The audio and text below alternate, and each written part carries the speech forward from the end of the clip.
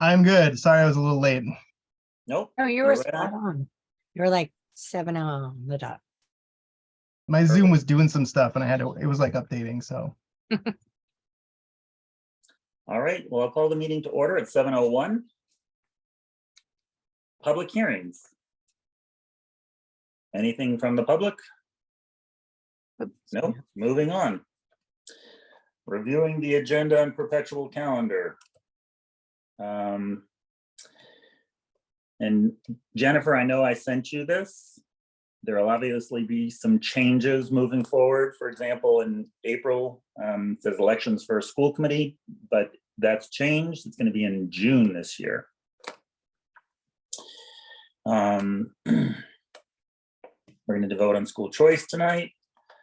There's going to be an article for the Our Town newsletter. I sent you all a draft. If anyone has any questions, problems, edits, let me know. Otherwise, I'll forward that.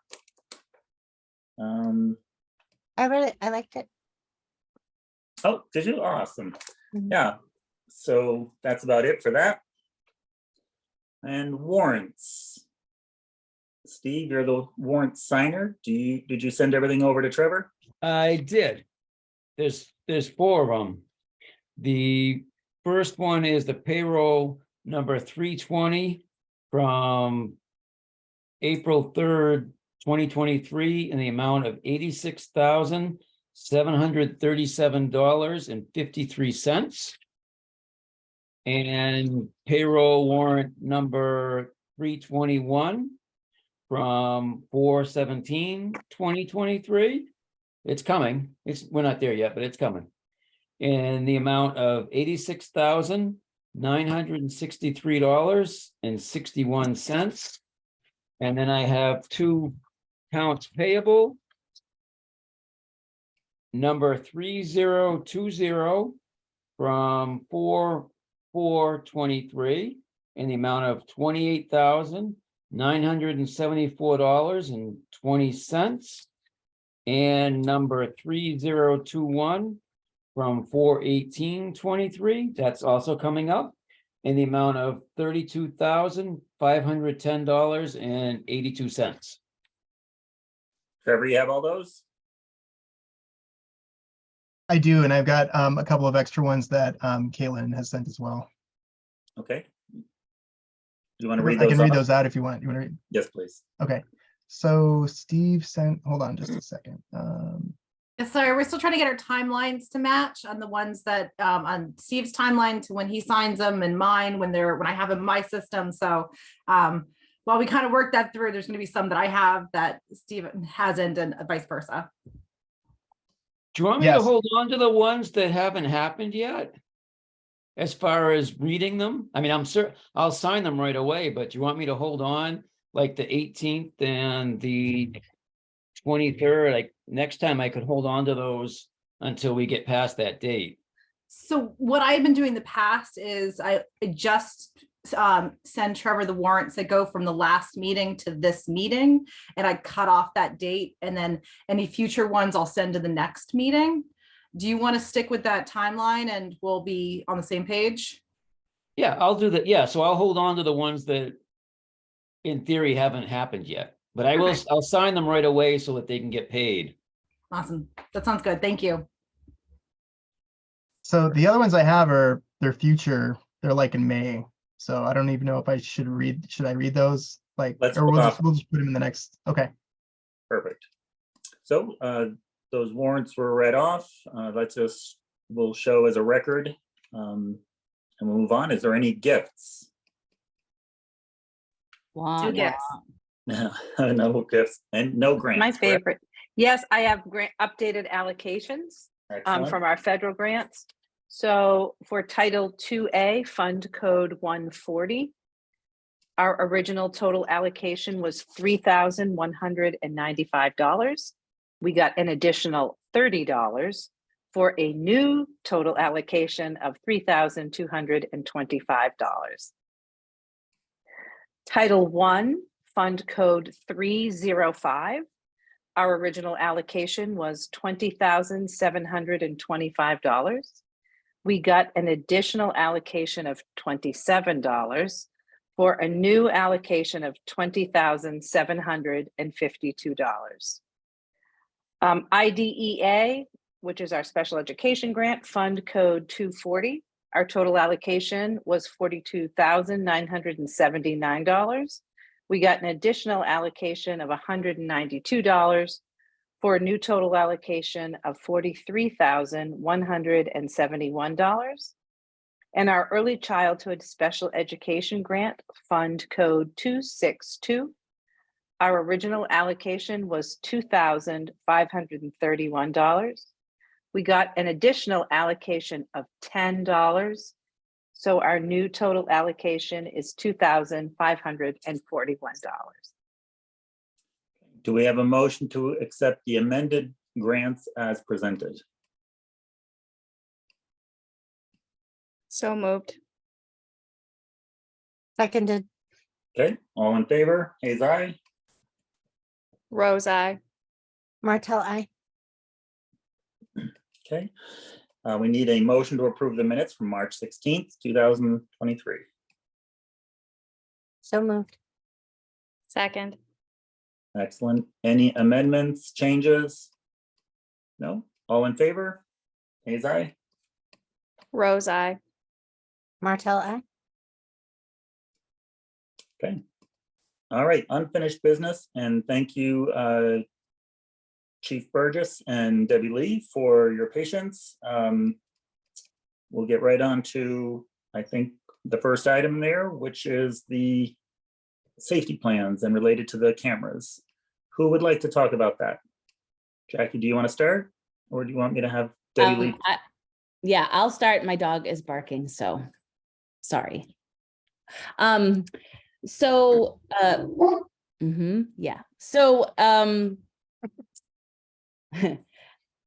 Oh, and that's someone yelling at Finley. So, very similarly to the phone situation that we successfully have navigated through this year, we have known that we needed some sort of safety security cameras around and in the building for a number of years.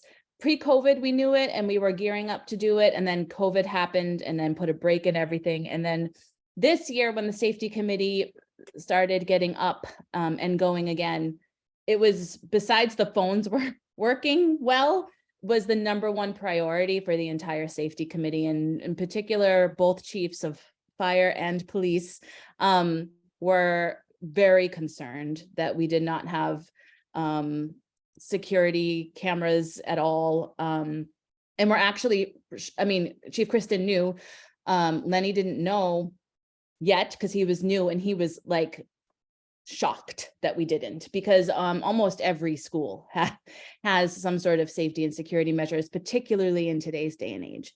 And so, as we all know, Debbie Lee is a wonder, and also follows a real great process when she examines things for our school and our town. She carries and feels a great deal of responsibility to be fiscally responsible, but also to make sure all the bells and whistles and I's are dots and T's are crossed, to make sure that we have what we need in terms of liability sake, safety sake, stuff, connections, computers, bandwidth, all the things. And it's a really big task. And she and Matt have really been the duo to really take this on after the safety committee talked about needing to do it. Met with many people, and I'm going to let Debbie talk to you a little bit about that. Lots of people, lots of talking, lots of meeting, lots of hearing about different things, seeing different products, testing, even having a few sent to the school to look at, and has a recommendation. There was somebody who came to our last safety committee meeting last week that showed us the recommendation, and we all got to see it, and we got to examine some maps of the school and where they would go. And before Debbie Lee talks, I just want to say we have chosen as a safety committee, and Chief Kristen particularly was adamant about this piece too, is that we're not going to show the maps of where we're going to put the cameras. We're going to talk about where they're going to be in general, but we're not going to show the maps because that's a safety concern, since this is a public meeting and can be accessed by anybody. And Chief Kristen will talk a little bit about that. Chief Kristen's also going to talk a little bit about the little bit of community concern that has been expressed to the committee around surveillance and parents and children. That was a concern that had been brought up a little bit. Chief Kristen's going to talk about that. But there's a whole lot to bite off and chew. You did get sent a document, but I'm going to just pass it over to Debbie Lee so she can kind of talk through her process first around what she and Matt did. And then Chief Kristen can jump into a little bit about the necessity and her thoughts around what we, about our last meeting with the recommended product and placement. So Deb, do you want to start us off? Sure. Rather than just read through what was already shared, I think I'm just going to summarize with some observations. So you can see that we actually started the process by just talking to what local area schools are doing and even schools within the state. And what was really interesting to me and not really expected, or I didn't really expect it, but we're in an unusual but really good spot, in that we don't have an existing system that we're trying to bring up to date, but really we have the opportunity to capitalize on the fact that technology has changed and improved over the past 10 years. And so after looking and talking and seeing what some of the struggles are that other schools have, where they have older systems and are really trying to figure out, okay, how do we updated, how do we, to find the lump sum money to just, take out an old system and put in a new one is actually a real challenge. So as we were looking at our solutions, we realized that the best positioning in the school with a system that could be scalable and also just continue to grow as technology was growing would really be one that is cloud-based. So that means that most of the functionality is in the cloud, but we do have on-premise cameras. And so then that moved us to looking at, okay, so which one is going to be the most secure? And as Jackie said, security is first. And cybersecurity, especially, you don't have to be a technician to know that it's a tough place out there in terms of the cyber world. So we needed to make sure that we had something that really looked at the system in terms of all of its components, not just the building of the camera, but all aspects of it. So it's the sourcing, where are the cameras built? Where is the information coming from to build those? And to make sure that it was really tight. And so that certification that I mentioned in that document was really a significant piece for leading us to choose that one, because they were really thoughtful. They did an analysis and an audit of their process to make sure that all aspects were really tight and secure. So that was the primary reason. Also, I had the opportunity to talk to a school, one of the schools that implemented a year and a half ago, East Providence School District. Apparently they have a state-of-the-art high school that they implemented these cameras in. They have, we're looking at 14, they have 360 cameras for these. So we're, just a small piece, but it was really important just to be able to talk to someone and really glean from their experiences. And I was talking to the facilities director. He said, if I could give them a 5 stars, I would give them 5 stars. He had nothing but praise for them, really. They're also looking to actually roll out this summer the same system in all 11 schools within the district. I also understand that Boston Public Schools has just recently signed on to say that all new implementations, they were moving towards the same system that we're looking at. So we feel really comfortable with the choice that we've made. And as you can see from the document too, we have an RFP that was already released. We actually, an update to that document that was sent to you, we actually have 4 vendors coming on site on the Monday after we return from vacation, because the on-site walkthrough is a requirement so that we can be sure that we're comparing apples to apples. We want to make sure that everyone gets to see our server closet and knows exactly what kind of wiring we're talking about, and just really get a feel for our campus, really. As you can see, we don't have a definitive pricing right now because we're going out for bid, but the MSRP pricing is approximately $52,000 for the initial installation, including a 5-year license. And then again, another MSRP approximation for annual licensing after that is roughly $2,800. That's what that's what we have so far. Just a question for Trevor. Do you have a copy of this document for records? It's called the Security Camera Evaluation Process. I didn't send it to him, but maybe Pam did when she sent a reminder email. Okay, Right now, I can forward it to him just so he does. that'd be great. Let's just make sure it gets to Trevor. You got it? Okay, great. Thank you. All right, and you go by Chief Kristen, is that okay? At school she does, at least at the school she does. I'll go by whatever you'd like to call me. Kristen is fine in this meeting. It's fine. The kids like to call me Chief Kristen. Some kids just call me Kristen, and that's okay too. I think everyone knows what I do for a living, so there's no misunderstanding there. It's okay. So I just want to talk a little bit first and foremost about my concerns about us not having cameras. And I think that for the most part, we're all on the same page regarding this. But just for the record, I'd like to state, I was shocked when I came to Shutesbury initially that we didn't have something like this. And no one wants to talk about the potential for danger, especially when it comes to our children. We don't want to have that thought in our mind that, our children could be potentially in danger someday. And it's a difficult thing to talk about, but I think it's imperative to talk about. I think it's our duty as a community, and I don't mean just the police department. I think it's our duty as a community to make sure that we are taking care of our children in any possible way we can. And having the cameras is one of those. But let's just talk about the lesser things first. Cameras can deter theft. They can deter mischief. They can deter vandalism, which we had some issues with in the past.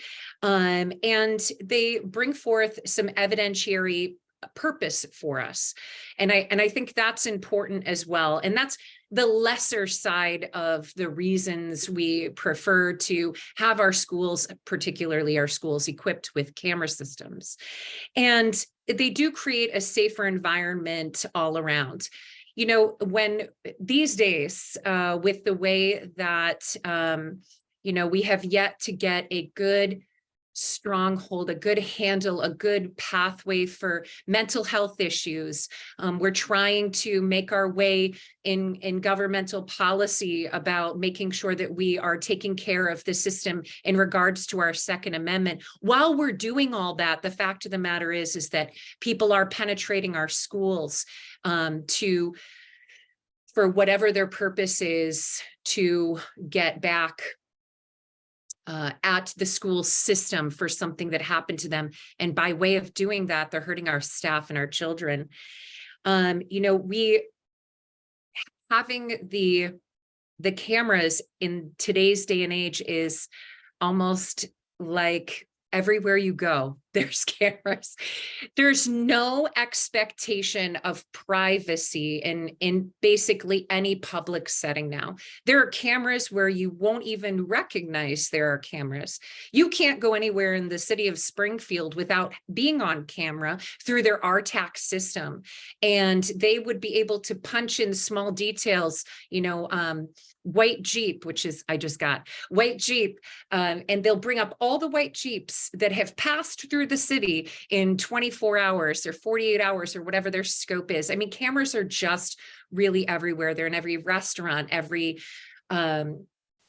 shopping center, every mall. So there's really no expectation of privacy, but where we do expect privacy is interiorly in the school. I would say in the classrooms, we need to have that feel safe for our children, that they're not afraid to speak out or say what they need to say to their teacher because there's a camera there. There's an expectation of privacy there.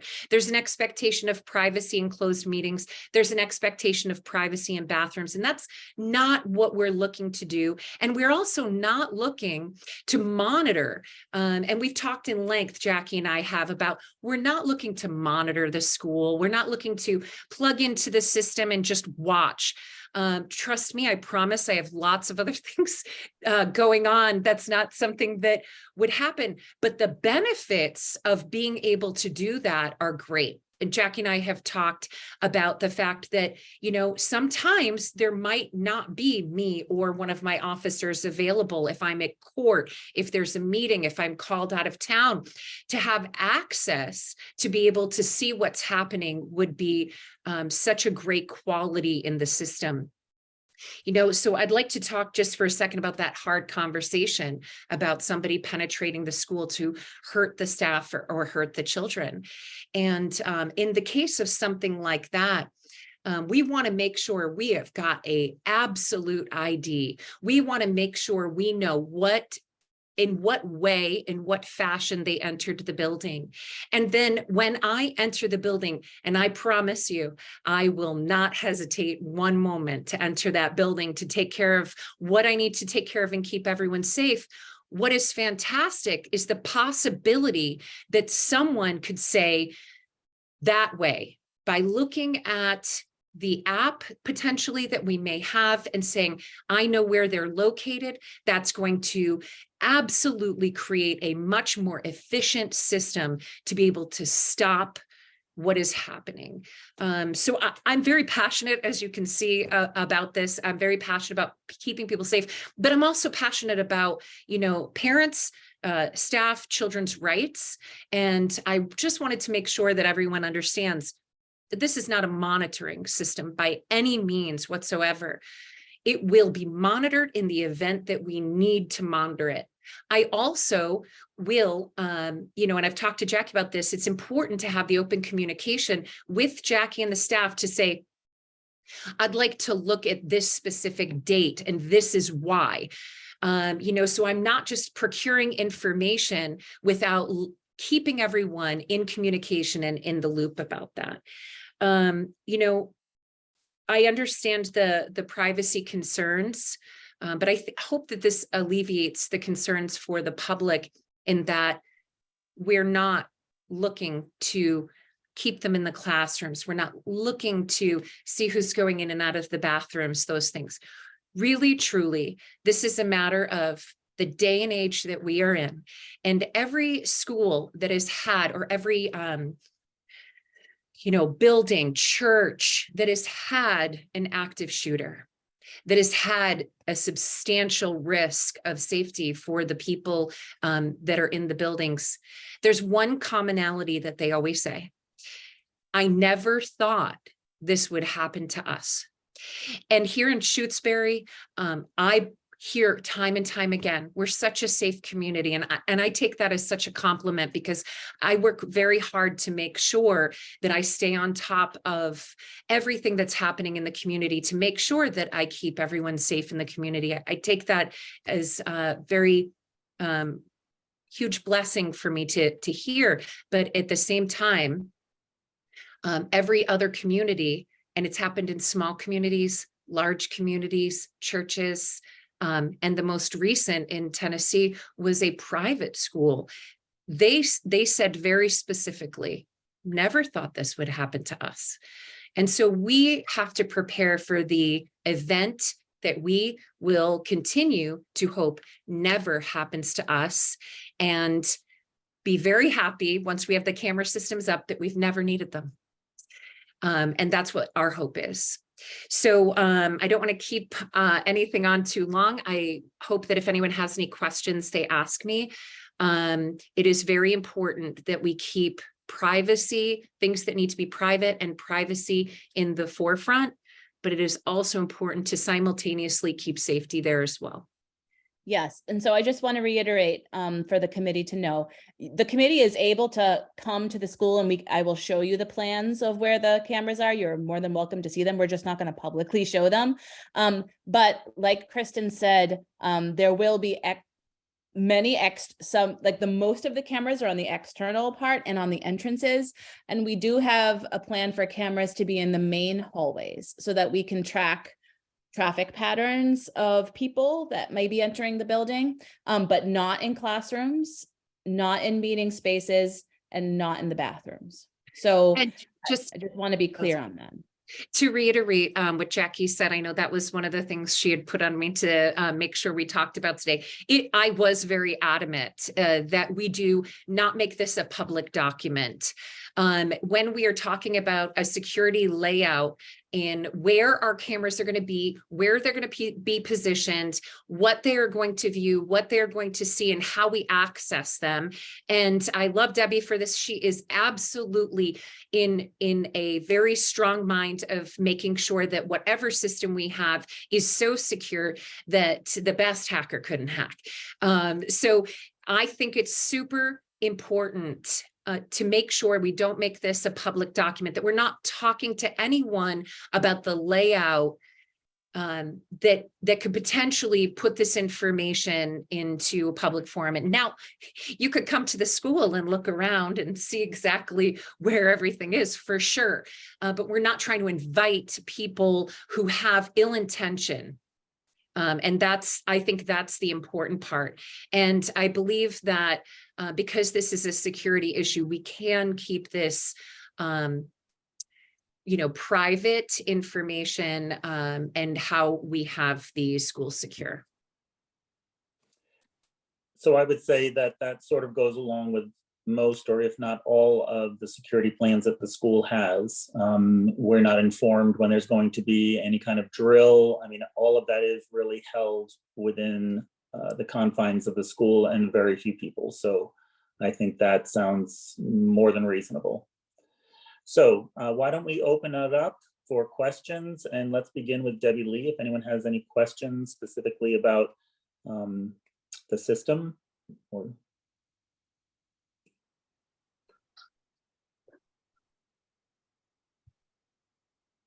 So first, Debbie, I just want to say I saw you on Thursday. I was at the school I was looking at the floors in the kitchen, taking some pictures, and I stayed for lunch. I was going to go over and say hello to you, but you were busy, so. Sorry, I missed you. I didn't see you. That's okay. It sounds like you did research a lot of different places. I would say that I know that the East Hampton Public School, Allison LeClaire, the superintendent there was a lot of emphasis and effort that went into safety and security when they actually designed and built the school, including color schemes. The color schemes within the school indicate different things, including zones where students are supposed to go. So if in the event there is any kind of an issue, students know where to go because it's hidden from view or something. So, I feel comfortable with what you've done, but if you ever wanted to reach out to someone like her, just let me know. So you're going to have 5 different vendors come in, and they'll 4. 4. And Okay. they are on. They are ITC 71 vendors. They are also authorized resellers. And what I learned about this, which was really interesting, actually, I was learning a lot, that you really, when you're dealing with security, you need to make sure that the vendors are also vetted. So they need to make sure that they have background checks on them because they're putting in our system. So we need to make sure, I never thought about that, but it was interesting. So yes, the ones that are coming on site are ones who have been actually approved by Avigilon Alta company. And I know most security systems are tied into phones. Is that right? Like meaning if you have if there's something going on, you can look at the cameras through your cell phone or something. Yes, that's the app that Kristen was referring to. Okay, perfect. And Anyone And else? we would have protocols where there would only be maybe 3 people with access to that phone. You know, me, the superintendent, probably the custodian and Chief Kristen, most likely. Right, and that goes directly to your personal phone. Right. Okay, any other questions for Debbie Lee? All right, so I think the next steps will be you'll have the people come through, they will provide bids, and then you'll come to the school committee with a request for funds. Is that right?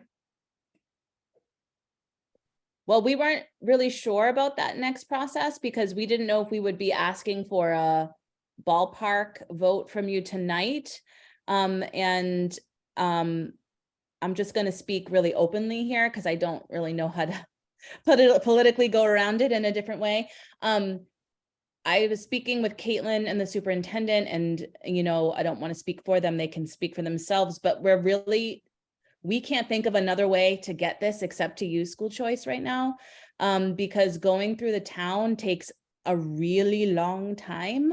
And that window, there's like windows of time, and then, you know, Becky is here, she can even like, we're just late on that for this. And so like, I feel really uncomfortable, as does Chief Kristen, waiting a year to do this for our school, especially with like another mass shooting this week in a bank. So I recommend, and I will let the superintendent or Caitlin, you know, elaborate on this. I would recommend using school choice. And maybe like a ballpark from the committee that we can like work with these vendors might really help. If that is not the process you want, I just really want to make sure that I can have the safety I need for my staff and students and have it happen over the summer so that we're starting in the next school year in a safer position. And Yeah. I'll just piggyback. Oh, I'm sorry. I was just going to piggyback on Jackie before we discussed it any further.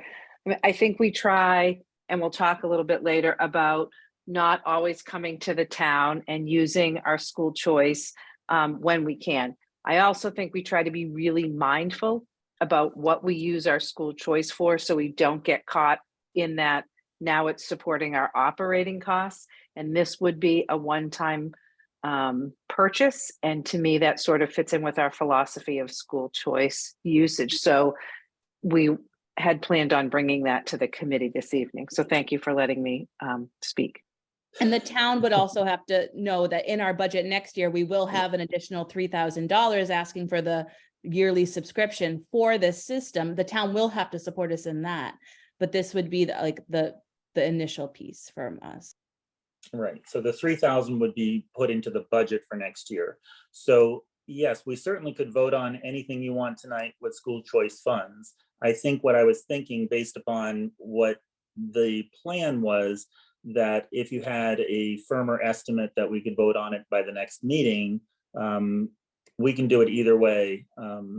When do you think they would begin installation? Well, installation, I'm not sure. Debbie, what's the date they're coming to the school? We already have a date. To the site visit Yeah.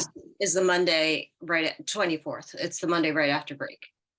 And then I'm sorry, I was just going to say, and they are required to deliver a bid proposal by Friday, that Friday, I think it's the 28th, at 10 o'clock.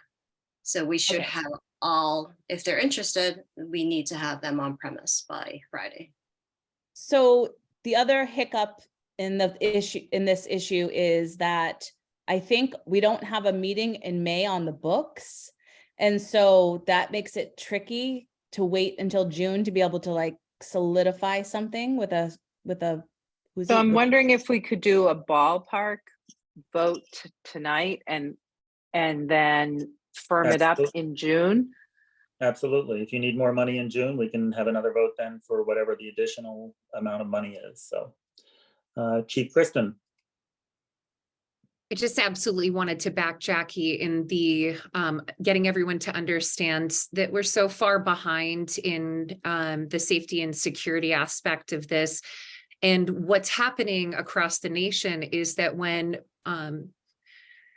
particularly schools, really, I did a little research today, are ill prepared in their safety, they're seeing lots of liability coming their way. So I just want, I don't like to talk about that for people to get scared or nervous. I just want it to be in the forefront of our thought here, because we're so far behind.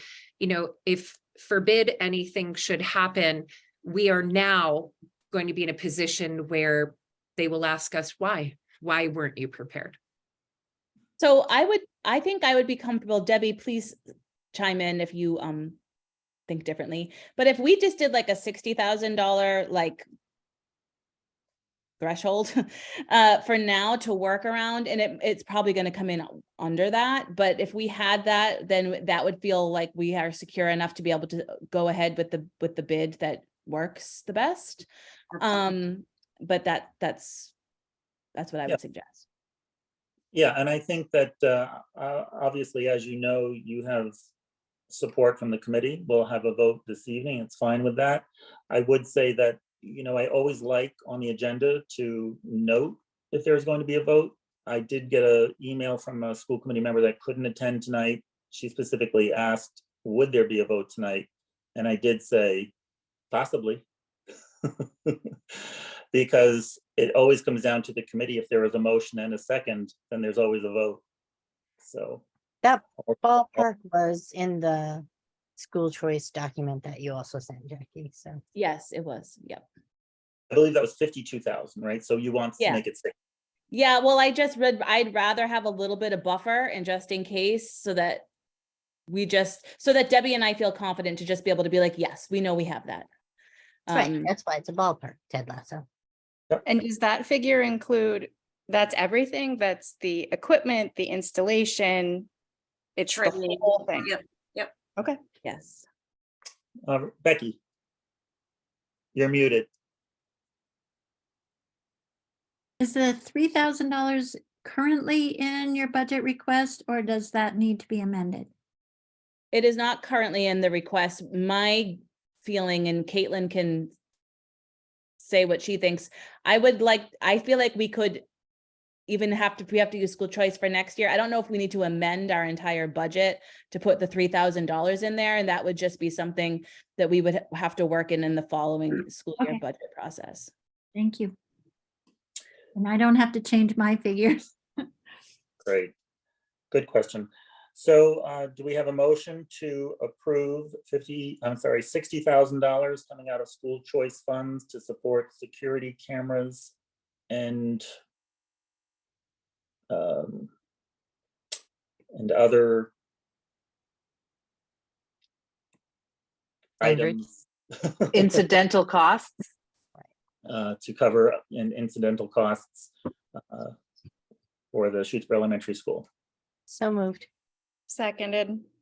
Okay, any further discussion or questions? So is that, so it's up to not 60, but up to 60? Is, Yeah, It's going to be lower most likely, but we're just, they haven't come out yet. These are just ballparks we're getting from them right now.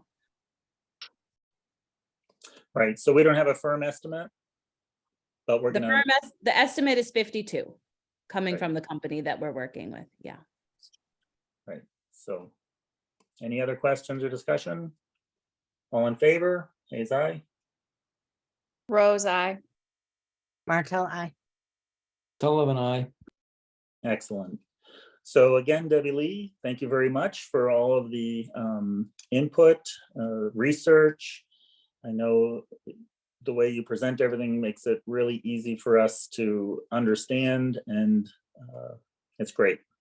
We appreciate you. And Chief Kristen, thank you very much for supporting our school, our students, and our community, and thank you for being here this evening. And you're more than welcome to stay for policies later, or you can leave and have dinner or something. Thanks for Yourself. now. It's still beautiful outside. I might just go sit out if no one minds. All right. Thank you. Thank you, everyone. Bye, Chief Kristen. All right, so I'm going to get to you very shortly, Becky, your recent request as well. Well, let's just go right into it now, and then we'll come back to talking about, well, actually, you know what? Could you give us any updates on the capital plans between you and Steve that are happening? I know you seem to always know what's going on. So Sure. for example, the roof or anything. So the roof is going out to bid next week. And we're scheduled to have the results back ahead of town meeting. The building committee has been very actively engaged, which Steve is part of, in a detailed review of all the designs that go into the replacing an asphalt roof. It's a lot more dense than you might imagine, because every detail and how they're going to change the what do you call it, the drainage around the building is there. Our new building committee is very detail oriented, especially with Jeff Quackenbush being an architect, practicing until about a year ago, and Stephen Dalmas is a home inspector, had spent his career as a home inspector. So we're doing an inventory of all the buildings, and he just, it's just fabulous. We're going to have all the buildings in really good condition in a few years, I think, and be able to monitor all the different mechanicals that run the buildings and all the energy efficiency. But anyway, we'll start with our roof project this summer. Capital items, Steve, I think we ended up capital supported, and finance committee also supported the new flooring, the carpet in the library, and the tiles in the kitchen. The kitchen, I know that I keep hearing a conversation whether you guys will be able to support somebody during the summer to help Matt with the kitchen project. I don't know where those discussions are with the school committee or if there have been any. But I know it's getting the kitchen done this summer would be wonderful for the school. That seems to be well worn, and a new floor would be appreciated there, as well as the library. The other item for capital is the big truck that the highway department needs. Steve, is that your truck? No, it's Tim's truck that's being replaced. It's the biggest truck, the 10-wheeler. And that also passed capital plan and the finance committee. Oh, no, that's the backhoe, because the truck was Backhoe. last year and we're just waiting for its arrival. And can I just You should have say done that I'd like the school committee to meet Frank McGinn. He's also on the buildings committee, and he's an amazing piece of it too. And we had a big discussion last night. We were talking about replacing the roof at the highway department, but we managed to flip it around, and our number one priority right now is the exterior of the school. Guess Great. who brought up that idea? Thank you, Steve. So speaking of the flooring in the kitchen, when I was getting a great tour before having a delicious lunch, the custodian that was there was showing me some electrical concerns. So has that been looked at all by anyone? I was not aware of any. This is electrical- Andy. He's talking about Andy with electrical concerns in the kitchen. Right. So, okay, well, if that's new to you, then maybe touch base with him. I think he was talking about doing something with the electrical box. Maybe he has electrical experience.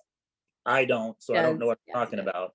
But he was saying that there's something that they do with electrical boxes in areas where there's water so that people don't get electrocuted. Is So I thought that sounded like a good thing.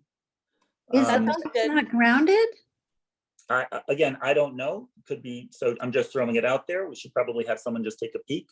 And also there are some extension cords that they have like taped to some of the, like a table. And I will say, I know for me, I mean, I have an auto repair shop. I did just have a fire inspection and we cannot have extension cords. So I'm imagining that that's probably something that's fairly common. So Is these this are- in the kitchen, Dan? yes. So again, you know, maybe we have someone from the buildings committee look at the kitchen and the electrical, since that's been brought up. And maybe they can make some recommendations while they're in there, because if they're doing the flooring, there might be something that you need to do. I don't know. Steve.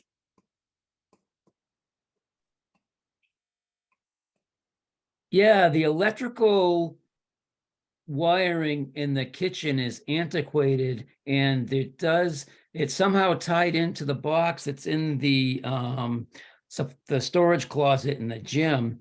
And there are issues with that. And there's also the electrical outlets that are down in the floor shouldn't really be down in the floor. You're right, when they do the flooring, they should get moved so that they're up away from the floor. But yeah, the electrical in the kitchen has not been healthy for a long time. So we need to fix it. The school uses Pechoric Electric. I think that's the first step, is talking to him about the condition of the kitchen and how it's functioning. Yeah, we love Pechoric. They're great. Yeah. So Jackie, if you could just follow up with that. I'm sorry I surprised you with it tonight. I didn't know that it wasn't talked about. Yeah, it's not a common thing we talk about. I know they're concerned about it, but it's not like the roof and the outside and the floors Right. that we talk about and the cameras that we talk about all the time. Right. But yeah, I don't want anyone electrocuted. And also if they're No, doing something, if they're doing You know, with a, why ahead. no one's remembering this anymore is because the big issue for families is during spaghetti dinner, trying to plug in all the coffee pots and blowing fuses. So no, it's been so long that nobody remembers that there were extension cords everywhere trying to make that work. right, but especially if we're doing something with the flooring and those outlets are in the floor and it could be impacted, it's the time to do it, or maybe before we do the flooring, I don't know. So thanks, Jackie, for following up on that. This afternoon, the town administrator, Becky, emailed Jackie and I about a request for school choice funds. Becky, do you want to address that this evening? I see you're here. And I did check with Jackie too, at the beginning of the week, getting a sense of what might be possible or what your schedules were. So what I'm requesting is for if the school could assist by paying the change orders that went along with our HVAC system. As you recall, I was trying to figure out how, typically I should have addressed this with you right away. It took about 2 months to really settle on any change orders. And then we were in that period where they drained all the glycol out, filled up the 4 tanks, and then nothing happened. And, I was so preoccupied just trying to get the glycol to be removed that I hadn't thought all the pieces through. So now closing out the billing, it would be really helpful if the school would assist with the change orders. Originally, the change orders that my engineer was told about were closer to about $30,000, but we were able to bring the glycol issue down to under $12,000 because they were almost $25,000 originally. So that was really important. And the other things that they did, we upgraded the pump to a Grundfos pump, which we did it at that time because the project could have been delayed for up to a year because the other comparable pump was not available. But it did add it added $3,500 of cost for that. There was a balance valve change out where we had to substitute a valve that was $2,930. The glycol removal, we ended up, bringing it down from over 20. Jackie still, yeah, that was a tough situation. But they bid it under, the original change order was under $12,000, which is, and they came in at $11,745.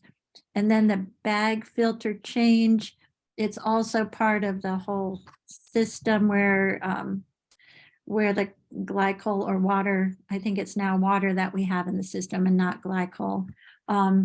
That was $5,405. And my engineer had determined it was essential to do the change because the other one, I believe, was contaminated by the glycol. So to have a fresh start and reset the chemistry at an appropriate balance, all of these things needed to happen.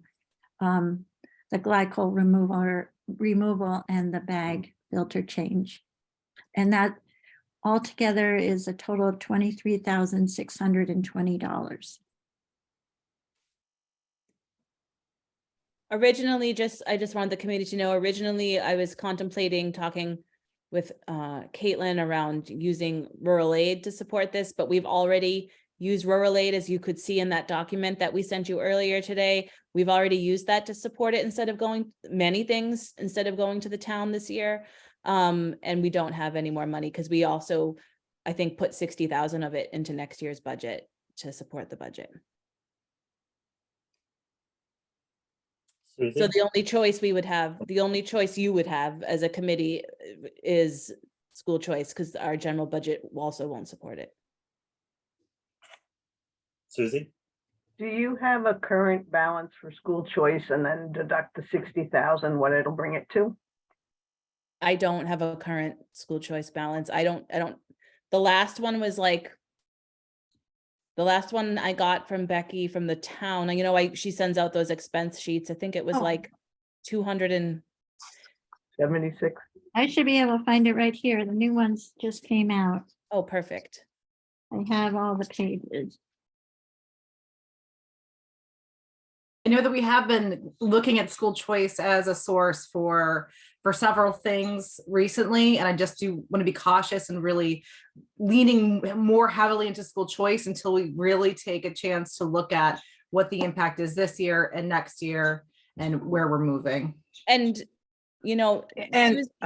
Susie and Becky, we will share the document that we created, but we have spent over $100,000 of our school choice money every year for the past 3 years in supporting our school. So when the town keeps asking us how we're using our school choice and thinking that we have this, that we're just like hoarding it all, like we have spent from between $100,000 to $170,000 every year for the past 3 years supporting. So we did total our use of school choice money from 2021, that school year up until now.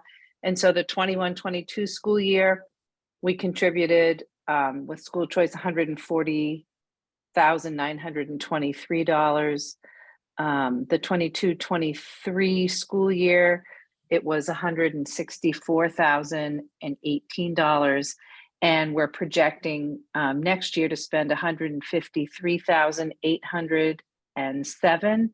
And we also used our rural aid to help with phones, tractor repairs, oil, and jamrock repairs. And so we're trying to be really cautious when we come to the town to ask for funds, and trying to use what we have in the way that the school committee has philosophically decided that we use school choice. So the balance that I see in the latest report, the expense report is $244,941.05. And that's as of the warrant that was just run this week. And so, just so we're all clear, you know, there, so if there's 244 and 941, obviously we get money in, we'll get more money in next year because we still have school choice students. But even if that was just it, we're asking for about like 150 of it, using it next year. And then we just asked for 60 of it. Right. So we're getting down to a smaller amount, and it, you know, we will refill some of it, but we only get 5,000 per kid.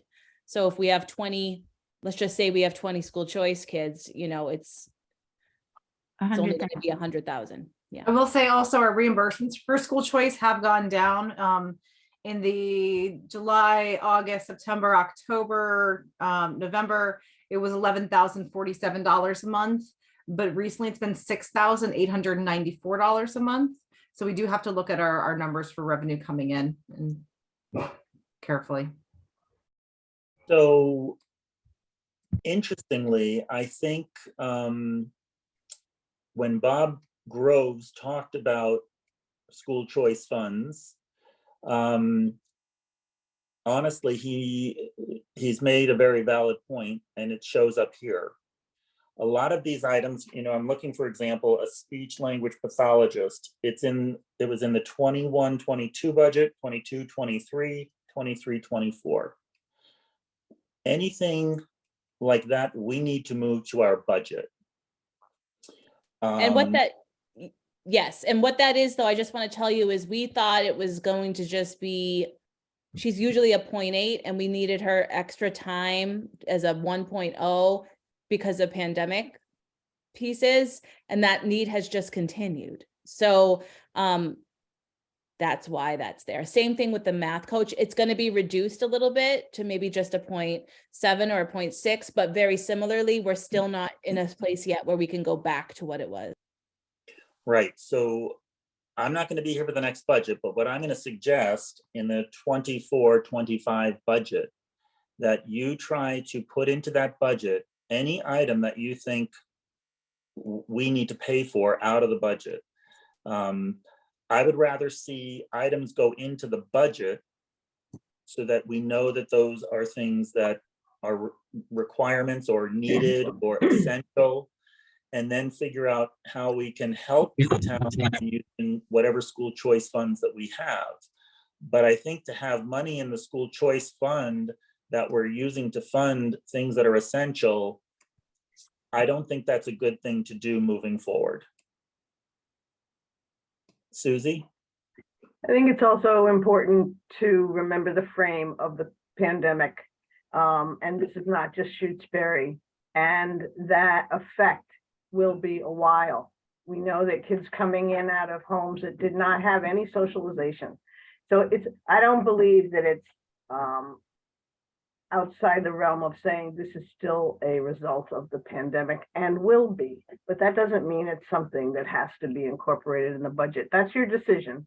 But I'm just saying, there's a lot of people that are saying like the pandemic's over, but the effects on the culture and the effects on the kids and the effects on the systems is ongoing and will be for a while, and we can expect that. I agree. I think that we just need to focus on what those needs are and build them into the budget, and it hopefully is supported by the town, and we can figure out a mechanism of using school choice funds as a way to as revenue. So even, for example, I know like the rural aid, we have the rural aid and what we spent it on, but say we didn't get the rural aid, do we fix the tractor? How do we fix the tractor? That should be in our budget. If we get rural aid, then we reduce our budget by that amount. But those items, even in the rural aid, you know, even the phones, honestly, should be in the budget. Because if you're looking at a budget from year to year, you want to know how much did you spend last year, how much are you spending this year, and the income or revenue might be changing. But if, for example, you don't get rural aid, we have a reason to explain to the people of the town that I'm sorry that the budget is going up a higher percentage than usual, but we're not getting the revenue from rural aid. So we have the choice of either fixing the tractor or not. Okay, Becky and then Susie. I took the balance that shows on the ledger, 244,941, subtracted out the 153,807. Got 91,134 minus 60, and then subtracted out my request. And if you were to grant my request, the balance would be $7,514.05. The last number doesn't make sense. 107,000, is that what you're saying? Yeah. No. It's, Susie, it's 244,000 Yeah, minus and- yeah, 153. I got down to the 131, and when you take out your request, what would the balance be? It's not 131, it's 31,000. It's $91,000 is left after removing what's been allocated for FY '24. No, it's 244 minus 150, so it's 191. No. Yes, no. Caitlin, do you have a calculator? Oh, yeah, yeah. I I'm used a sorry. calculator. It is. Sorry, I'm Susan. sorry. I'm sorry. Right. Let's do it again. So it's 91, right? So we would be left with $7,000 plus in the school choice. Yeah, and fund. we would have more because we would have More coming in every more month. school choice money coming in, but yes, tech like Yep. ballparky. So where else would the town get this money? That I would have to go to annual town meeting on a warrant.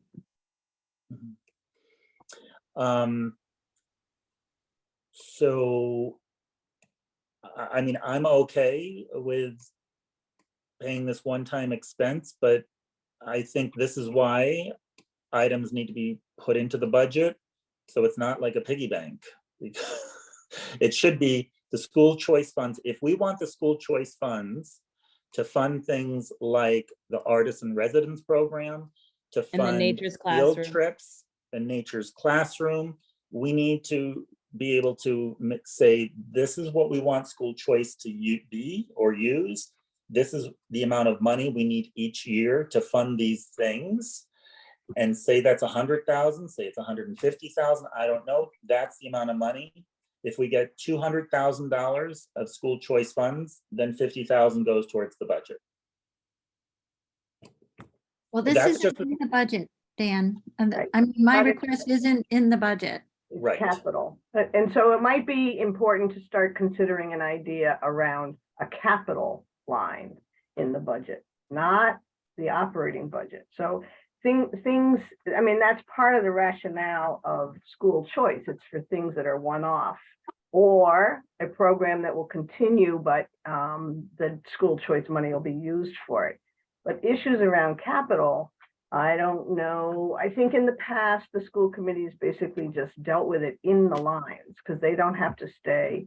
Capital has, Yeah. capital has been coming from the town. Right, Not all of it. I mean, The majority, almost all of it, Susie. almost all of it. right. So then I think that, you know, if they think it should be built into the budget, it should be called a capital line. I don't think it should be built into the budget either. No, this No. is an unusual situation. We have been working diligently to get all the school needs funded through the general budget and through warrant articles using capital stabilization like we do for other departments.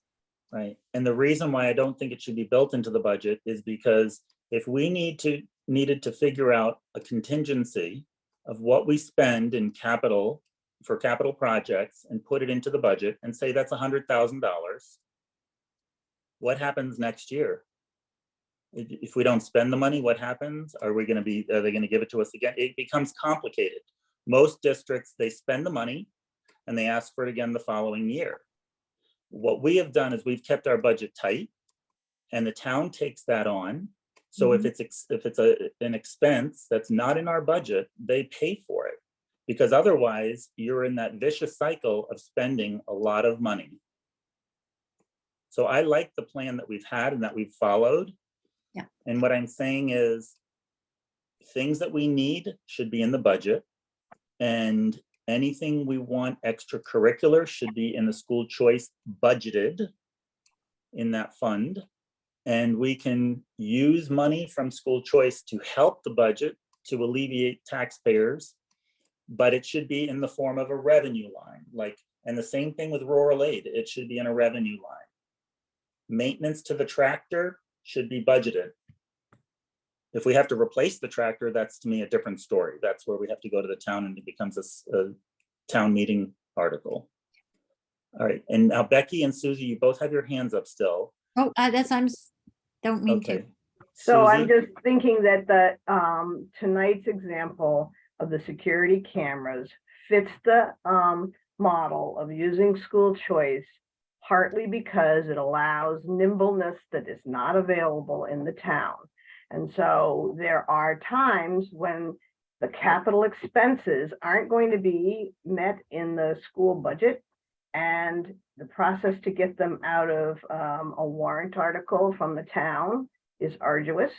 And yeah, we'd love everybody to know with their crystal ball exactly what's going to happen, but that's not true. So I see that the role of school choice money is still potentially being used for capital expenses appropriately.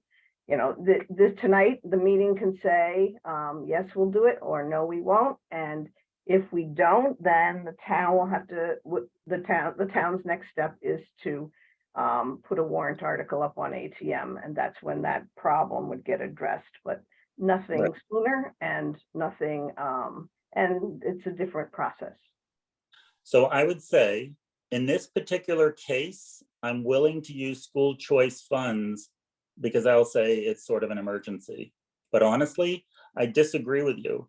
A capital expense like these cameras should have gone through the process. It should have gone through a capital planning, and it should not come out of school choice funds if we had thought of this in a different way or done a different process. But I don't agree that we should use school choice funds for capital projects.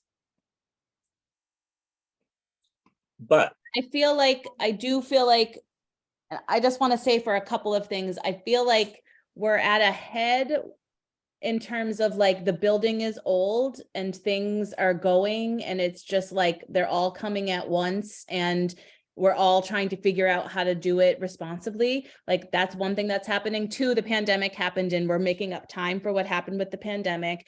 And 3, in terms of safety and security, the world is not great right now.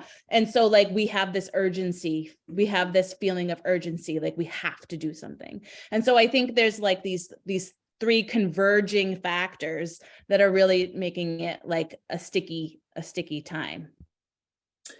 I agree. And, ultimately, Susie, what I was going to say is we're all under one umbrella. We're all here for the town.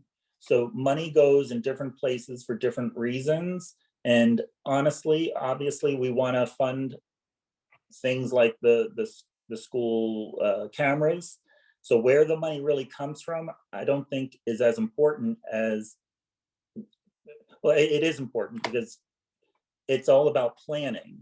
And like I said, I think next year, when you're looking at crafting a budget,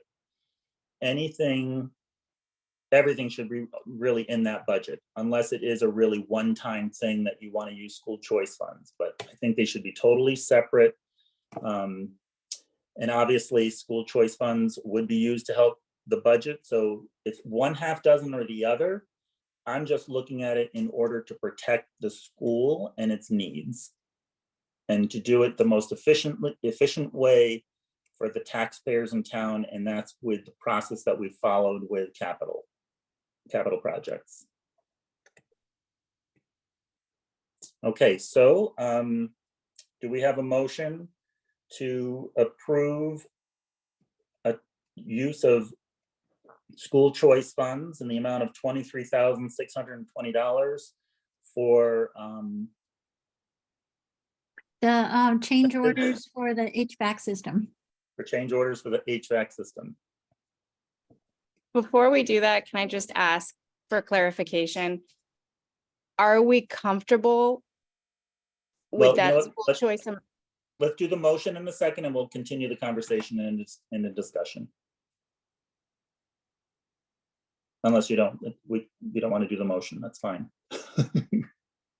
Well, I'm not comfortable with them Okay, motioning right now. If somebody All right, else wants go to, that's ahead. fine. I'm not comfortable. so what was your question? So are we comfortable with, going through what the balance was or is in the school choice funds? What we have budgeted for next year, we just allocated 60,000 for the cameras. Now potentially we're going to allocate this. That leaves us with a balance of 7,000. Roughly ballpark 7,000. In the grand scheme of things, that's not a lot. So are we comfortable with that? Like, I just feel like Good question. are we putting ourselves essentially behind the 8 ball? Jackie? I agree with that statement, but the thing that I'm keeping in mind is I know we have about 20 school choice students. So I know that next year we're going to be getting $100,000-ish back in that account. Do you know what I mean? It just won't happen I think it comes in stages, or like what Caitlin said, monthly. I don't exactly know how the state pays it, but over the course of next year, unless there's a lot of movement that happens over the summer with families, we will have about 100,000 more that will be put in there. Because me too, I was like 7,000, because I rely on this to do some special things, but for the kids that I really want to be able to do. Like, I'm going to talk to you about using $2,000 for something that sounds a little bit like meh, but it actually means a lot to kids. So I agree with you totally on that, but that's what I'm trying to keep in my mind, Bethany. Caitlin? I think we also have to keep in mind, we receive these school choice funds because we're educating kids that are coming to our school. And the purpose behind those funds is to educate the additional students that we have. So just be cautious with the purpose of school choice funds and what we're using them for. Yeah, I agree. Now, I know at the end of the year, when there's money left over, Becky, it goes back to the town. To the general fund. Right. So I don't know if there's any way, if your bill can be paid at a later date, that when the books close, no. That would be terrible to do to a contractor who did an excellent job. I mean, he was terrible over the glycol removal, but overall, the building is from what I understand, it's in much, much better shape. And the engineer was top notch. He was very careful. It is true. It's been a game changer. It's critical been great. project for the school. And it impacts choice students too. It impacts everyone at the school. You don't walk into one of the rooms that used to be at 80 degrees randomly anymore and have it be at 80. It's comfortable. Right. Dan, can I ask a procedural question? Yeah. So let's just say at the end of the year, Caitlin's like, does the numbers, and we have $15,000 left in our general budget because of something. We would usually give that back to the town, but could there be like, is it legal to have an agreement where it's like, we're going to give you this money now through school choice, but if we have money at the end, we're going to keep up to that amount? I don't believe you can. I don't believe you can in a school union. Right, Jennifer? You are correct. It has to be a region. Right. But what I was thinking, I don't know if there's a way, Becky, where like if you have a rainy day fund in the town, you take the money out of the rainy day fund, you pay the 23,000, and then if there's money left over in the school budget at the end of the year, we can use whatever money is left. And if we need school choice funds and the amount to supplement the rainy day fund for 23,000. I have no rainy day fund, Dan. All the funds that I handle go through town meeting, or it's grant money for a specific project. And I think originally we had originally, I think in talking with Bruce, the school was going to pay the 16,000 for the engineering, but never did. Of course they might have, but I know it went back and forth, and I'm not sure if it happened. But you know, we've all had some extra funds to deal with ARPA. And the town has some extra ARPA funds left over, but because this was a school project, it seems, if possible, for it to be helped by the school. I think a better strategy would be to try to get the capital plan to reopen and handle the camera system. Because we still have 6 weeks before town meeting. And the warrant is just, the warrant's still open. I mean, if you're really concerned about the balance, I mean, there was never a discussion about how you felt when you had $31,000 left, because the calculations weren't made ahead of that decision.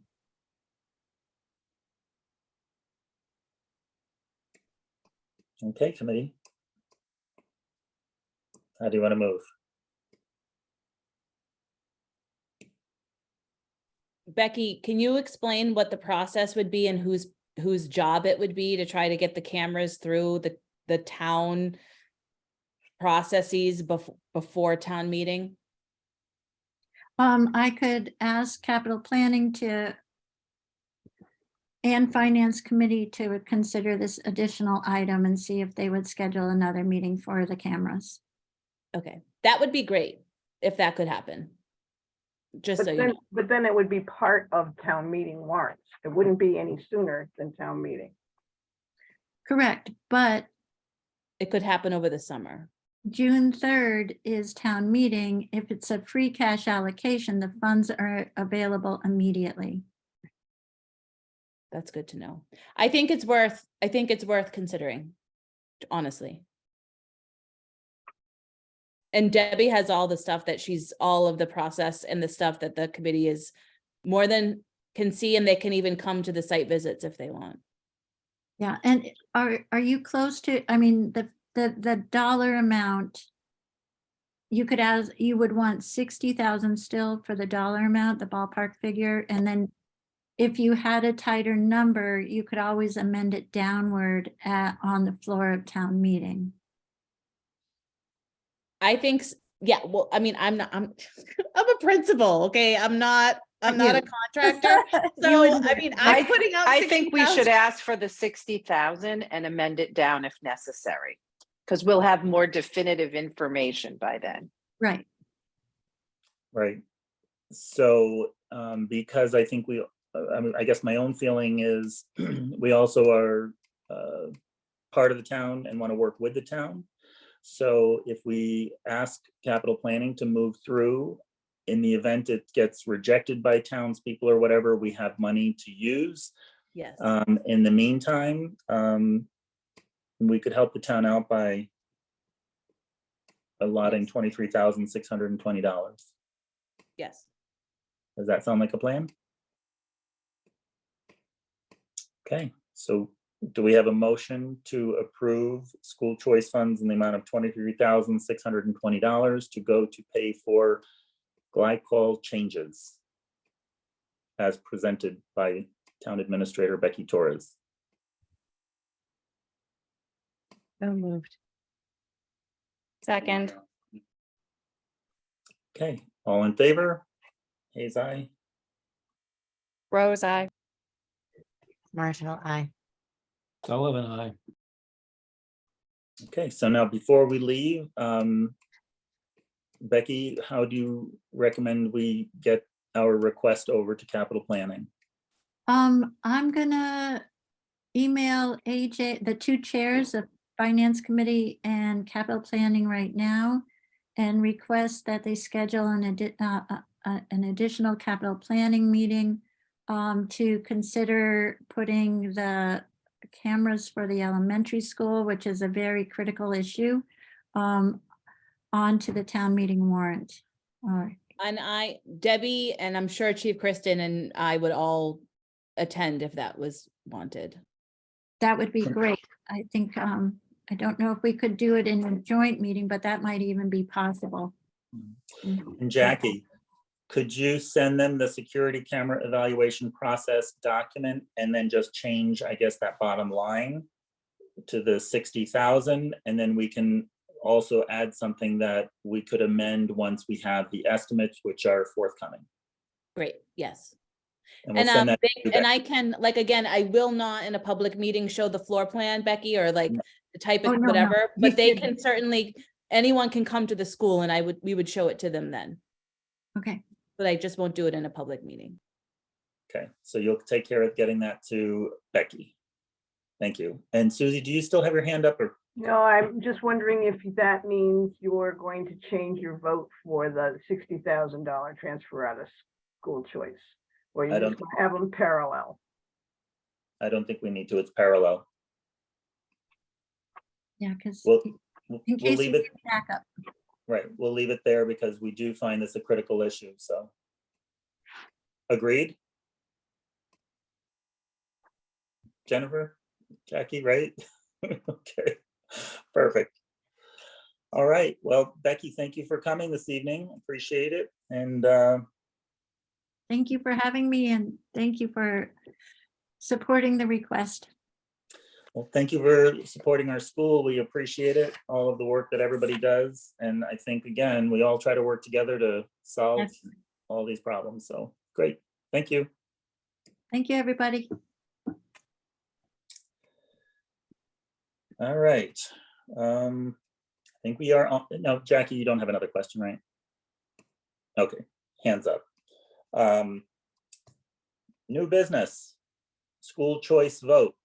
We had a discussion last meeting. Lovely segue. So at the last meeting, Jackie talked about available seats for school choice, and we heard that information. So tonight we have to take a vote.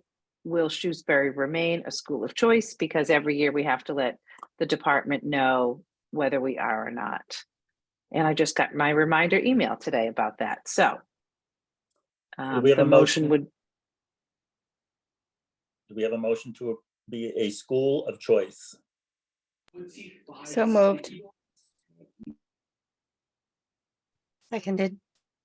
Okay, any discussion? All in favor? Hayes, aye. Rose, I. Martel, aye. Sullivan, I. Great, we're on to reports. Jennifer, superintendent report. yes, so tonight's report is about the Student Opportunity Act progress report that was due to DESE. As you all remember, we had to complete the Student Opportunity Act, and that was prior to COVID. And then in 21, we had to amend the Student Opportunity Act, and this act gives additional money in the Chapter 70 calculation. But our piece that the leadership team and I worked on is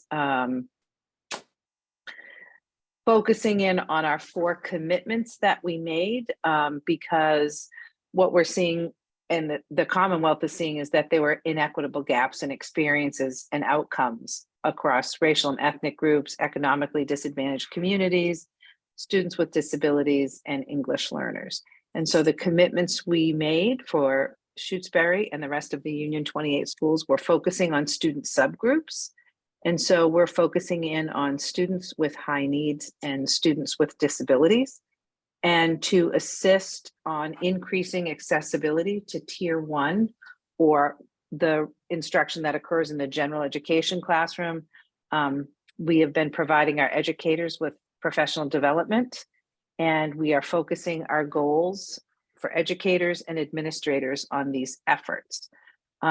As we looked over the course of these 3 years at fully inclusive first instruction or Tier 1 instruction, it became apparent to us that we needed to concentrate more of our efforts around intentionality, continuity, and collective efforts in Tier 2 and Tier 3, which is more specialized instruction. And those are for students who require additional skill building and practice, and or who may qualify for individualized education programs. Our second commitment was using evidence-based programs to close gaps. And we are strengthening collaboration among student support personnel. We are adopting targeted programs for reading instruction, and we are building stronger collaboration models for student support educators, interventionists, and special educators in order to facilitate the sharing of expertise and best practices. Our third commitment was monitoring our success or progress with outcome metrics and targets, including English language arts, student growth percentile and MCAS, other custom district metrics, English language arts progress monitoring benchmarks, school-based benchmarks, and progress monitoring assessments to assess our progress towards closing those gaps in the areas of high needs and students with disabilities. And our last commitment is engaging all families. And because we realize that if we're talking about closing gaps for our students, family engagement is really critical in ensuring those successful outcomes for our students. And so we also recognize that existing family engagement opportunities at our schools may not be effective in reaching all families.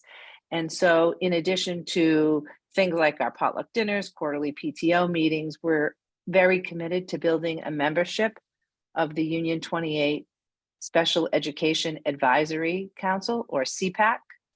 And we will continue to focus in on those 4 commitments. And any feedback you have is welcome as we progress, and we will be crafting another plan for the next 3 years, beginning next year. So that's just an update of where we're at with that Student Opportunity Act. Thank you.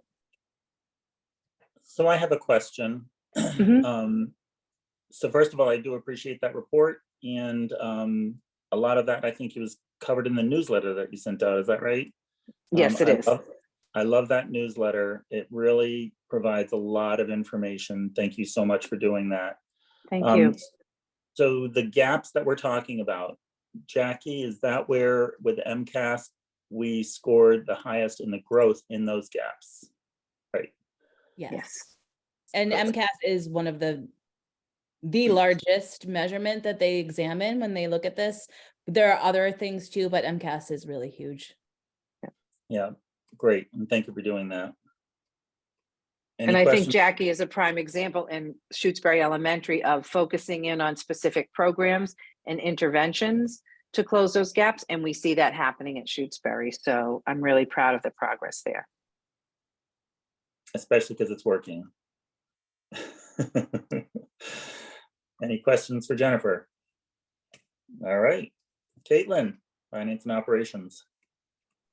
It's my turn to apologize because my dog is barking and I don't think he's going to stop anytime soon.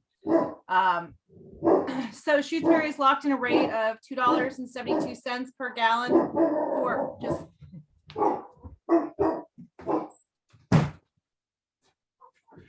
Sorry, now all the dogs in the neighborhood are going off. Okay. $2.72 per gallon for 11,000 gallons of heating fuel from Sprague for next winter. They won the contract through the collaborative we used for bidding. Last year, we were not able to lock in a rate because we were working with Roberts, who would not allow that to happen. So far this year, we purchased 12,006 gallons of fuel, totaling $44,532.12. The first 28,000 was paid for out of the fuel line, the local budget. The rest we've been using rural aid to cover. If next winter is comparable to this winter, we will only have expended $32,877 with the rate that we have locked in for next year. We've budgeted $35,000 for fuel for next year, so we feel like we're in a much better place going into this upcoming winter. I'm registered for the School Project Designers and Owners Project Manager Certification class through the Office of the Inspector General in May. At the end of the 4-day class, I can apply for Massachusetts Certified Public Purchasing Official Designation, which, being MCPPO certified, will allow me to have a better understanding of the procurement process and help me navigate capital projects better. Can you repeat that again, Caitlin? Just kidding. And my last part is going to be the breakdown of the school choice uses in the last couple of years, but I think we have probably talked about that enough for tonight, so I'm going to skip it, and that's going to be it. Okay. Questions? Any questions for Caitlin? I just Okay. want to mention that this MCPPO certification is in addition to what she already does. And then we will have Caitlin as a licensed procurement agent. So we're really lucky that she's doing that. It unfortunately happens at the same time as the MASBO conference out on the Cape. So I had to make the choice between a couple days in the Cape with my colleagues, kind of getting those trainings, or doing a 4-day course on procurement. But next year I'll get to go. Jump right back in. Great, thank you. All right, Jackie, principal's report. Yeah, I'm going to also go quickly because this is a long meeting for us. And you've heard me talking a lot. So we've been having a lot of families in the building, which has been awesome. We had a soup and games night that was really fun, and Susie came to that. So it was really, really well attended, and people had a great time. Spaghetti dinner is coming up. The auction is coming up. Please support those things if you can. The auction is going to be again at the Shutesbury Athletic Club. It's the Friday after vacation. It's going to be really great. Kids have been going on field trips, which is really fun. Some of the third graders and the fourth graders went to the symphony today. The little kids are going to go to the Eric Carle Museum soon. The sixth graders are doing their class trip to Lake Compounce in the spring. So it's going to be really fun. And MCAS is happening. And again, we take it seriously, but it's not scary. And if you have kids, like Bethany has a kid who's going to be taking it, Julie has kids that took it already. Some of them actually enjoy it. So we have a way to make them feel special and just to get it done and try their hardest, but not to feel stressed. And then finally, I sent you a thing earlier today with some of the requests I was going to maybe be asking from school choice. That looks like we had like a whole loop that went on in that last conversation. And I also have found funds elsewhere for the field trip line that I had there, but there are 2 things on there that I do still want to ask for. And that is, we need $1,500. You know how every other year we're going to Nature's Classroom. But in the off year, we want to bring the Nature on Wheels to the school. It's where the counselors come to the school and run a full day program for our students. This next fall, we're thinking 4th through 6th, and it would be $1,500. We've done it before during the pandemic when we first came back to school, because it was all outside and it was really awesome. The kids had a blast. And then the next thing, it is your discretion, but it's been a few years since we've had provided a t-shirt to every student in the school, not a t-shirt that their parents buy for them, but a t-shirt that everyone is given. And we wanted to do field day t-shirts this year. We had one a few years ago. Mr. Kara picked out the style. But this year we also want to provide another field day t-shirt for both staff and students. It's really fun and kids wear them all the time, even after field day. So, and that, we were working off an old number of $12.50 per t-shirt. I have a feeling it's probably more now, like $14 or $15. We do use a company of a person who lives in Shutesbury for those t-shirts. And so I'm asking for a $2,500 ceiling top to be able to get those t-shirts for everybody. So again, this is like a one ask, like you can choose not to do it and we just won't have t-shirts. It's not a huge big deal, but it is a big morale booster and everyone loves it. So that's all I have, and that's my ask from you.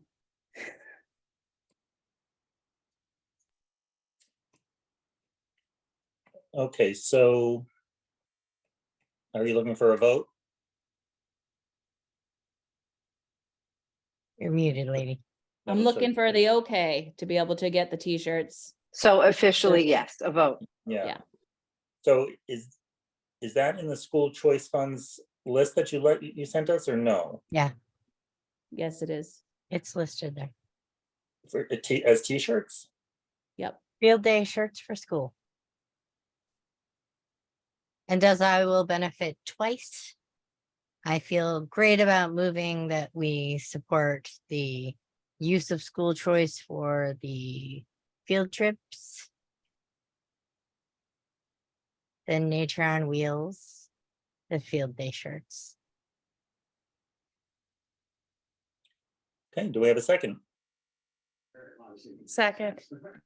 Okay, actually, do we have a total in that by any chance? Do you want it separated out or all together? Maybe just total it, since we have the 3 items. So it would be $4,000 altogether. Do you want to add No, that? wait, is that correct? I don't think that's right. 2 items. Just, I'm not asking for the field trip anymore. I figured out a different way. Oh, okay, okay, great, sorry. Should So I then you- amend that movement then? Because I included the field trips. Yep. Trevor, can you take that part out? So, and we'll add on the 2,000 in the amount of 2,000. What was the amount? It is 4,000 total. 4,000. Okay, and are you okay with amending your second? Great. All in favor? Raise aye. Martel, aye. Rose, I. Okay. Steve, you're good. Sullivan, with aye. it. Okay. All right. Anything else, Jackie? All right. Steve Amherst. I'll be quick. So we still have 2 of our unions that don't have contracts. We had one that did sign, but that's the good news. The bad news is it only has 11 people in it. So that's not much of a help. We had a wonderful presentation by the food service director for the region, and he also does the elementary schools too. But the big point was that breakfast and lunch partaking is way the hoo-ha up since they started offering free lunch and free breakfast. It's been super amazing. And the third thing is I sent everybody the email just before this meeting that from Mike Morris that says, yes, everybody that attends Shutesbury has the golden ticket. And that's not just a 1 year. That at this point, that is just a rolling thing until they change it. And That means that's they it. go automatically to Amherst. I don't know if you got that email. That email is super helpful. So thank you, Steve. I didn't send it to Susie. I can send it to you too. Did you send it to Trevor as well? Good, perfect. Anything else, Steve? How are they doing on the fundraising for the field? That's a big secret. We haven't talked about the fields in months. But I still support the turf. Okay. Any questions for Steve? All right. Oh, I have one more thing that since Dan and I are running out of meetings, I really hope that those of you who are coming back will figure out who is going to take Dan's seat at the collaborative, take Dan's seat at Union 28, and then there's my seat at the region, which meets at least twice a month for 4 hours at a time. And then I'm on 2 subcommittees down there too. So and that's in person. There's no doing it virtual with the region. So somebody's going to have to figure out who that's going to be. I have good news on that front. I believe someone who's currently running is interested in that. So I think that'll, well, it'll all be okay. It'll be great. Okay, nothing from Union 28, right? We didn't have anything since, okay. Collaborative, we did meet in a hybrid model for the first time. We met in person and people were there virtually. We started our meeting by going and touring Heck Academy, the building, and then the building on Hawley Street, because we're looking at capital projects in both of those buildings, and we wanted people on the board to see what those buildings look like now as we make decisions on money that's being put into those buildings. And then we did the normal things like rates for Heck Academy's summer tuition program and all of that. So pretty uneventful. I have been working with MOEC, which is the Massachusetts Organization for Educational Collaboratives. I feel that at the conference for Massachusetts Association of School Committees, there's been a real lack of presence of collaboratives there. So we have been working together with Glenn Kuchar to sort of elevate collaboratives at the conference, and also for them to work together a little bit more collaboratively. So for example, Day on the Hill, which is when people can go to Boston and talk to legislators about legislation or legislative priorities.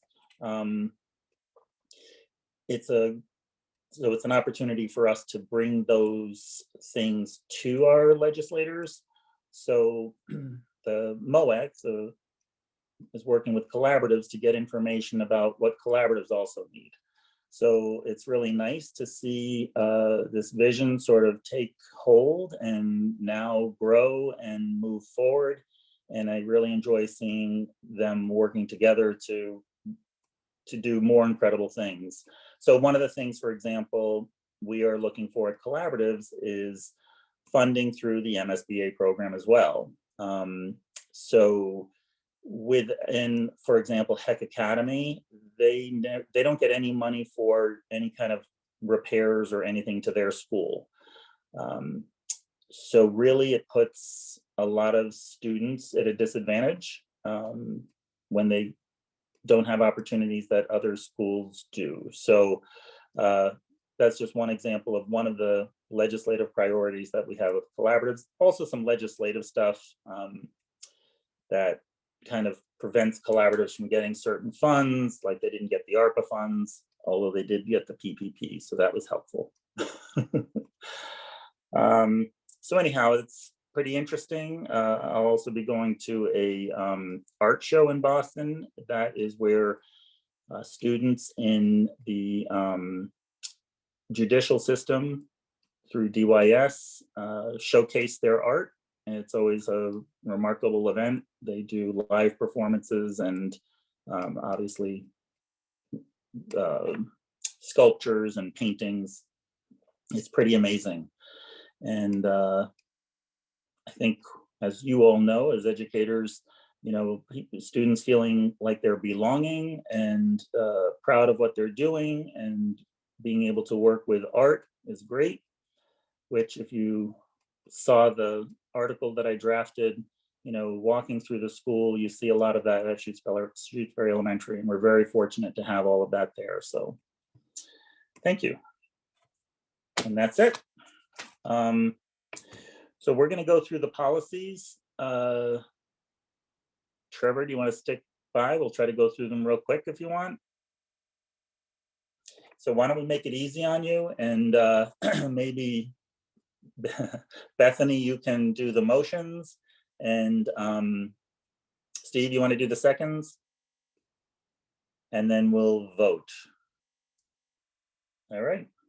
So just roll right through them, Bethany. Okay.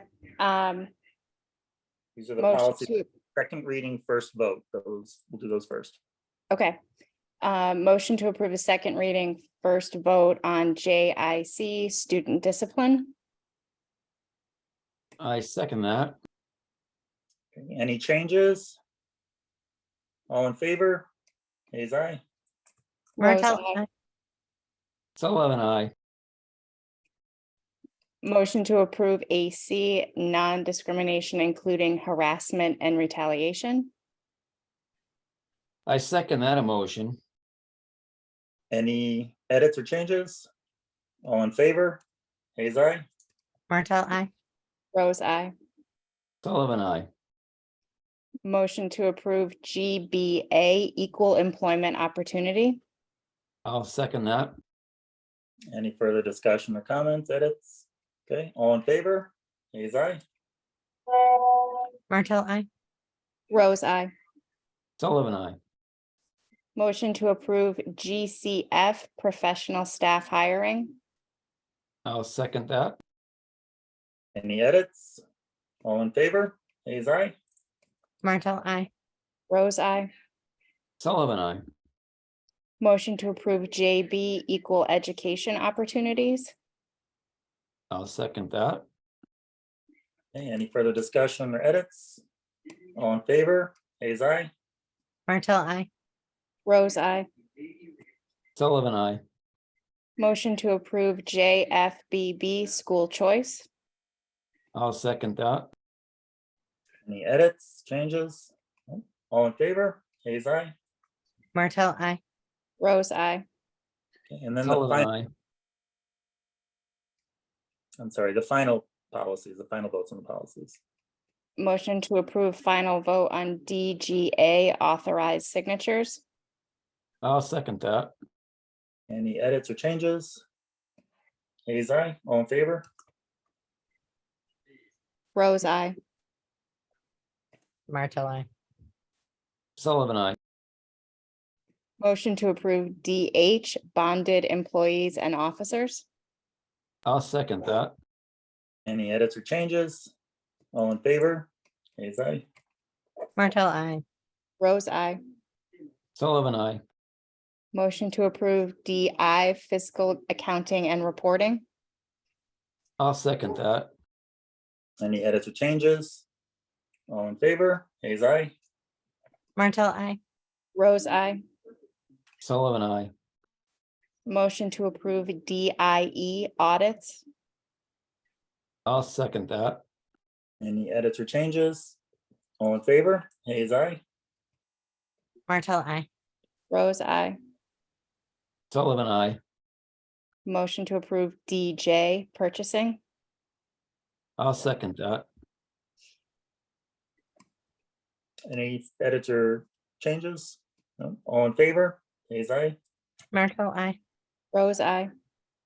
Sullivan, I. Motion to approve DJE procurement requirements. I'll second that. Any edits or changes? All in favor? Hayes, aye. Martel, aye. Rose, aye. Sullivan, I. You're running out of steam. Did I skip DJ purchasing? No, I Yeah. think you got Okay. the, I'm losing it. Okay. I've motion been to- putting check marks after each one, so you're all set. Okay, all right. Motion to approve DK payment procedures. I'll second that. any edits or changes? All in favor? Hayes, aye. Martel, aye. Rose, aye. Sullivan, I. All right, so I think we know we've got other meetings coming up. Jennifer, I did appreciate the survey that you sent out on Union 28. That was great. Jennifer? Before you go, I have a quote for you and Stephen. An investment in knowledge pays the best interest. So I want to thank you and Stephen. You were here before I was, but for all the years that I was here, thank you for all that you've done for Shutesbury Elementary to support staff and students and administration. We are so appreciative and we will miss you. Steve, you have anything to say? I still owe Jen cookies. I didn't want to bring that up. It seemed greedy, but yes, you do. Well, it's been my pleasure, and I'll tell you, I look at our beautiful school, Union 28. It's fabulous, remarkable. I have to say that you guys do all the work, but the credit that maybe Steve and I get is we got you. We got you. We brought, when you applied, you know, we got you hired because we knew Thank you. you were the best. So thank you all for all that you do. So thank you very much. I also wanted to say thank you so much. And, you know, I've been doing a lot of thinking about our school committee as a whole and the leadership that you bring. And especially, I think we all have been privy to seeing some really unhealthy school committees operating around the area and the country. And we consider ourselves so lucky to have really thoughtful, compassionate leaders to help support the work that we're really proud that we're doing in schools. So I just want to say thank you for that. And thank you for your strong leadership with the town and being strong for us when we needed you to and have our backs. And it means a lot. So thank you very much. You're welcome. You guys keep up the great work. And Trevor, thank you for all that you do with taking minutes because it's very difficult to have a meeting, be engaged and take notes. So thank you for doing that. You do a great job with it. Thank you. And I want to say, Steve and Dan, I mean, gonna miss you guys. It's been great being at these meetings. And I gotta echo what Jackie says. This is like by far the most amiable, conscientious, and well-functioning school committee that I've seen in my time. So Great. Well, thank you very much. And Steve, thank you for all that you've done going down the hill, being a representative for our school. You know, I will say there's been some tough times with forced regionalization, going through that period years ago. I mean, it's been a long haul. I've been doing this for 20 years here. There have been a lot of valleys, but I would say the consistency has been really trying to work through it. And I see where we are now. And I would say the one thing I'd probably change, Jackie, is it's not luck. It's not that we're lucky, we're fortunate, because luck is by chance. Fortunate was really people being conscientious and cognizant of tone and climate and culture. And I know that the committee is going to be good because that's what we have, and it's going to continue to move forward. So thank you all. And if there's anything else, this meeting is adjourned. Good night, everybody. Good night. Thank you, Steve and Dan. Good night. Good night. Night. Thank you.